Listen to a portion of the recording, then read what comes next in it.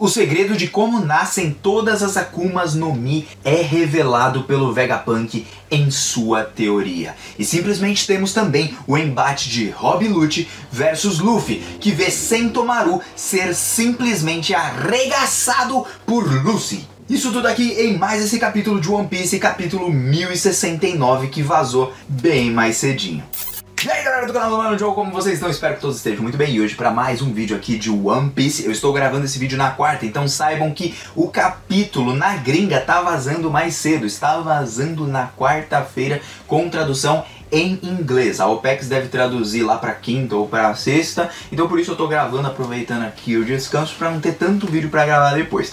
De toda forma, já agradeço todo mundo que está aqui deixando o like, compartilhando, comentando, se inscrevendo, acompanhando o One Piece comigo, mesmo que sejam poucas pessoas, eu fico feliz com a companhia de vocês. Detalhe esse aqui que eu quero informar pra vocês, que eu vou deixar o link aqui embaixo de onde eu li, até porque eu não quero a informação só pra mim, quero que todos vocês possam ler. Então agora, sem mais enrolação, bora pro capítulo. Fica no vídeo até o final, hein? Vamos comentar tudinho. Bom, a primeira coisa que teremos nesse capítulo é a história de capa da Germa 66, só que agora ela nos apresenta um cara que é um imperador ali do submundo, que é o Dofelt, que apareceu lá na ilha Whole Cake, e foi aquele cara que tentou pegar o Tamabaco, eu não esqueci como é que é exatamente o nome, mas é aquele tesouro que veio da Ilha dos Tritões, que tinha uma bomba lá dentro, que explodiu. Eu achei até que ele tinha morrido, mas não morreu não, né? E bom, ele tá vivo e ele tem ali um instituto de pesquisa da paz, segundo ele, chamado de Mads também, e tá passeando aí com um navio, né, mostrando que ele é um pacifista com uma bandeira branca. Bom, será que ele vai acabar se encontrando ali com o Caesar e financiando as pesquisas do Caesar e do Judge? Bom, possibilidades mil existem, né? Comenta aí o que vocês acham. E bom, o nosso capítulo vai começar com a troca de olhares do Luffy para com o Rob Lucci, todo o povo desesperado saindo correndo porque a Atlas foi derrotada, foi destruída, tá lá no chão, destruída entre aspas, né? Ela não tá totalmente destruída. E é bem engraçado que o Luffy ainda pergunta para o Lucy assim: poxa mano, o que você tá fazendo aqui, cara? Você não devia estar aqui? E aí ele fala: pô, mas aqui é uma ilha do governo, acho que você que não tá no lugar certo. Aí ele fala: é verdade, né?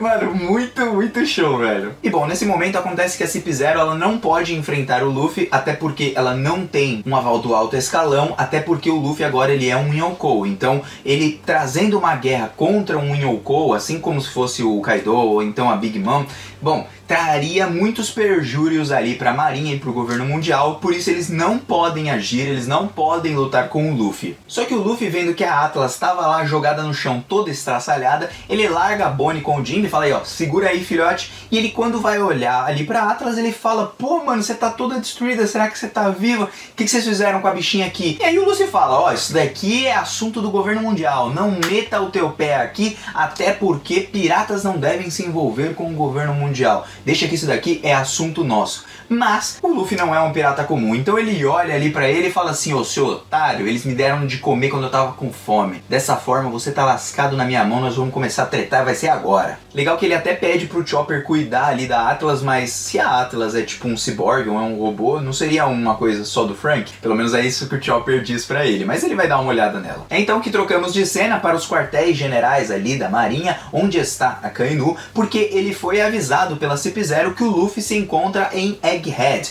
E é então que aí o Akainu fala: putz grila, é cada vez uma merda atrás da outra, eu tô lascado aqui e eu não posso fazer nada, não posso fazer o que eu quero. No final das contas, o Akainu, se tornando almirante, ele ficou mais preso do que livre. Pra você ver como o governo mundial mais prende até suas próprias entidades do que as deixa livres para fazer o que eles bem entenderem. Assim como os piratas, que eles fazem o que eles quiserem. Embora se o Akainu estivesse livre, pelo amor de Deus, né, ia se tornar ali uma guerra muito doida e sem fim. E além de todo o problema do Luffy e dos Mugiwaras estarem dentro de Egghead, nós ainda temos o ponto que o Vegapunk talvez tenha entendido que a Cyberpol iria eliminá-los, e ele tem essa informação, então a CP0 deve ter passado essa informação, ou então o governo deve ter avisado ali o Akainu, porque aí ele diz assim: poxa, a gente teria que eliminar ele, né? Só que se os caras dos Mugiwaras pegarem o Vegapunk pra eles, a gente vai ter um rombo, né, na nossa força. Por quê? Porque o cara que é o mais inteligente do mundo vai se unir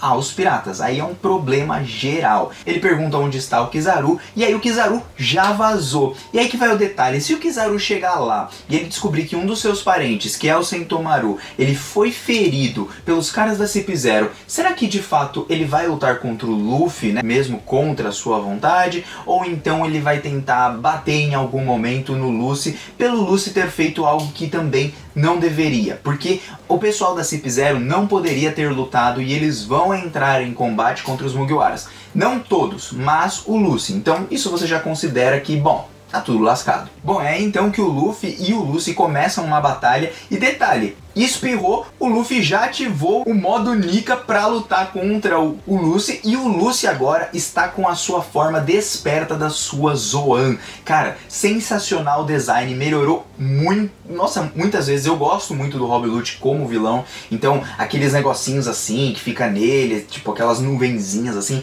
eu achei muito maneiro o design. E outro detalhe é que o Shaka, ele diz algumas coisas pra gente, que em vários casos que os tipos Zoan são despertos, eles roubam a personalidade dos seus usuários. E aí vai a questão, será que o tipo Zoan, ele consegue influenciar na cabeça da pessoa, ou então a pessoa ela tem que ter, vamos falar assim, uma mente fraca para ser dominada pelo poder da Zoan, por assim dizer, pela vontade da Zoan? Porque o Luffy parece normal, e até o próprio Rob Lucci, ele parece do mesmo jeito que ele sempre foi. Ele, tipo, ele deixa a vida levar e é isso aí. Ele só quer se divertir matando as pessoas ali à torta e à direita, empunhando a sua própria justiça. Então, aí que vai a questão. Isso que o Vegapunk falou, será que ela tem uma influência, ou se a pessoa tem uma grande vontade, tipo o Luffy, ele tem uma grande vontade de fazer todo mundo feliz, sei lá, alguma coisa assim. Isso não deixa que a Zoan influencie a sua cabeça. Não sei se isso tem alguma coisa de nexo, mas a sua personalidade, pelo que o Shaka diz, ela muda porque parece que ela rouba, né? A Zoan, o tipo da Zoan é Akuma no Mi, como se o demônio lá dentro roubasse a personalidade da pessoa. E aí o Lucy encara o Luffy na sua forma desperta, que ficou belíssima, como eu disse pra vocês, e parte pra batalha contra ele, enquanto o Vegapunk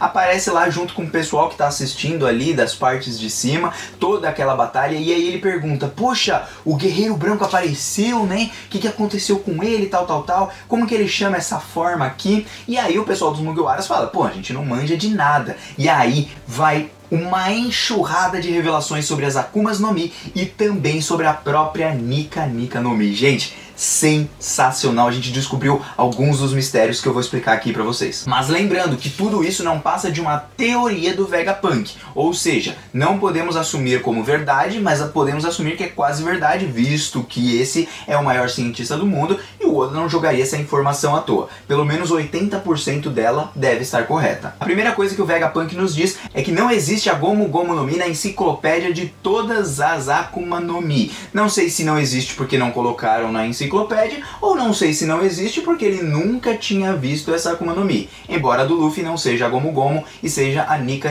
no Mi. Outro detalhe é que a forma do Luffy lembra dos deuses antigos que tinham ali nos documentos e tudo, essas pessoas antigas que devem pertencer ao reino antigo também. Ou seja, não existiram deuses, existiram pessoas que tinham poderes como se considerassem deuses. E mesmo que ninguém tivesse escutado sobre essas histórias, sobre o deus Nika e tudo, na verdade ela sempre existiu, mas foi apagada. Esses nomes de Nika e tudo foram apagados, porém ainda sobram resquícios de pessoas que ainda acreditavam na existência do deus Nika, e graças a isso a sua existência nunca poderia ser apagada enquanto as pessoas se lembrassem dele. E aí começa a explicação sobre as Akumas no Mi, porque o Vegapunk diz que todos os desejos de todas as coisas são nascidas nesse mundo. E o que ele quer dizer com isso? Todas as coisas. Quando ele diz coisas, ele exemplifica para uma gama muito maior, ou seja, o desejo de uma planta, o desejo de um cachorro, tudo isso pode acabar nascendo no mundo. E é assim que nascem as Akumas no Mi. Porque as Akumas no Mi são um potencial de evolução humana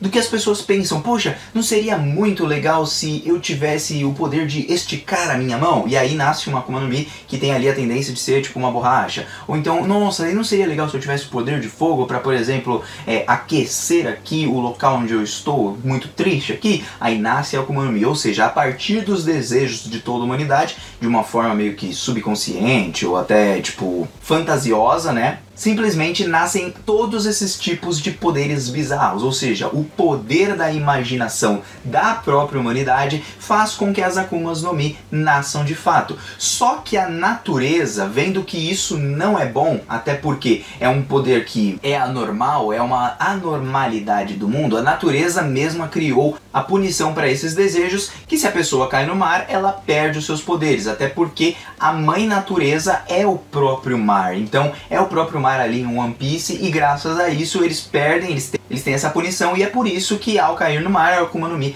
perde o poder. Olha só que interessante, tem muitas explicações ainda sobre as Akumas no Mi que deve sair, mas esses seres vivos, eles nasceram dos desejos de todas as pessoas, não sabemos se surgiu a partir de alguém, ou simplesmente só surge porque sim, né, tipo uma coisa mais fantasiosa, uma coisa mais divina e sem explicação, vamos dizer assim. E assim, pro Vegapunk não importa se é aquela Akuma no Mi, ou se tem vários poderes de um deus e tal, o que importa é que esse mundo é muito vasto, é muito interessante, legal que foca bem ali na cara do Sanji, mostrando que o All Blue, isso mesmo que ele busca, é muito vasto para ele poder chegar lá em apenas um lugarzinho. Talvez o All Blue seja de fato o mundo inteiro, quem sabe, né? Ou tenha um lugar realmente separado e tudo mais, né? Vai saber. Eu confesso que eu achei demais essa explicação do Oda, muito mais do que ciência, envolver essas coisas. Às vezes a gente precisa de algo tão grande assim, de algo subjetivo, algo que tipo, só joga lá e fala assim, ó, é isso porque é isso, porque se ele colocar um monte de explicação, ó, nasceu a partir de tal pessoa, e aí você descobre uma origem e tudo, começa a ficar muito explicadinho, muito tal, e às vezes o autor se perde. Então eu achei demais essa parte. E aí na próxima cena nós temos a volta do Sentomaru,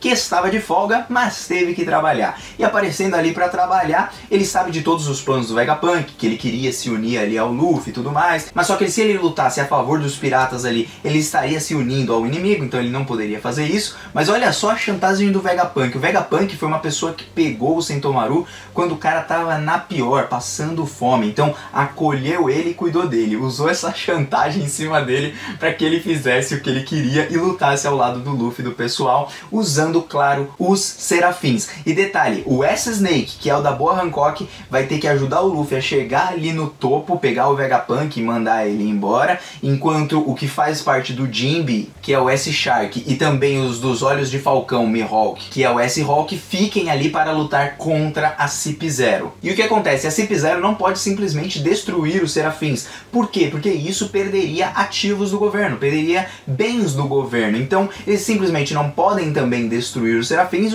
são muito fortes e vão bater em cima deles. Por isso a forma ideal é acabar com todos que mandam e comandam os Serafins. E detalhe, os que mandam nos Serafins precisam ser pessoas que estejam presentes no local. Não pode ser por um Dendemushi, não pode ser por nenhum outro tipo desse. Então, cara, não sei se isso foi burro demais do Vegapunk ou se foi inteligente demais. De toda forma, a Stussy percebe que eles estão em desvantagem e é então que o Sentomaru manda que o S-Beer, que é o Serafim do Kuma, lute contra o pessoal da CP0 e já sai soltando raiozinho ali em cima deles. Vira uma loucura. E aí a gente começa a compreender o rank de autoridade dos Serafins para você dar uma ordem para ele. Precisamos saber agora que precisa estar a pessoa ali pessoalmente, e a ordem do rank é a seguinte: primeiro são os Gorosei, em segundo lugar é o Vegapunk e as suas cópias, em terceiro lugar é o Sentomaru e em quarto lugar é o pessoal que ficou designado a cuidar daquele Serafim, ou seja, nesse caso a CP0. Então eles precisariam matar o Sentomaru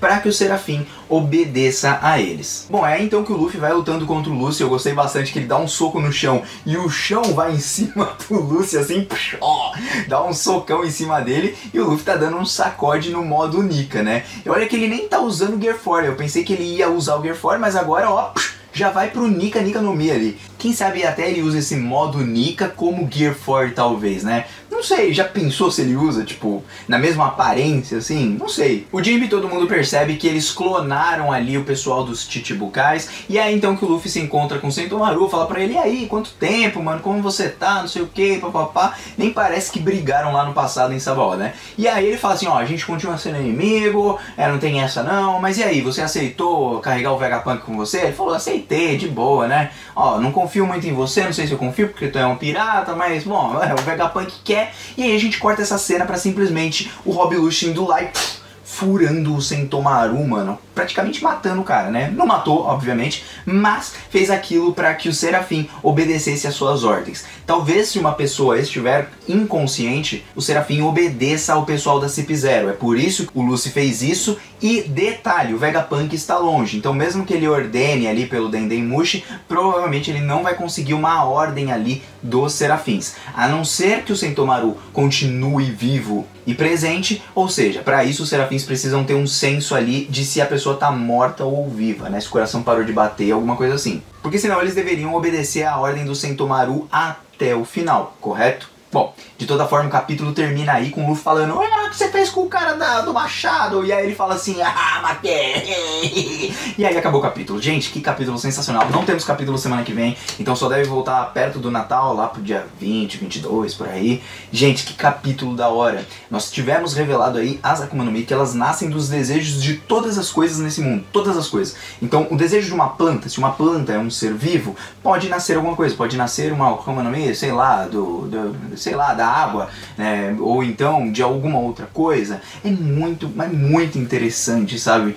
De todas as coisas, literalmente. E eu gostei como o Oda trabalhou isso. Foi bem legal. E começamos um embate entre o Luffy e o Lucy. Eu não acho que o Lucy vai vencer, porém, se o Kizaru tá indo pra lá, isso pode provocar realmente uma briga feia. Será que o Luffy vai conseguir fugir com o Vegapunk? Será que os seus robôs vão ser sacrificados, né? Os seus cyborgs, suas cópias, vão ser sacrificados para que ele sobreviva? Pelo menos essa é a minha percepção. Acredito que todas as cópias dele vão morrer e com isso ele vai pegar ali todos os seus dados, carregar junto com o Luffy e realmente vai chegar ali nos revolucionários. Até porque o povo de Elbaf tem algum tipo de união com o Dragon, ou seja, lá eles podem estabelecer algum tipo de conexão. Vegapunk fica lá e aí o Luffy parte no restante da sua jornada depois de Elbaf para um outro arco. De toda forma, capítulo sensacional de One Piece. Comenta o que vocês acharam, mano. Joe está vazando, um beijo no coração, até uma próxima.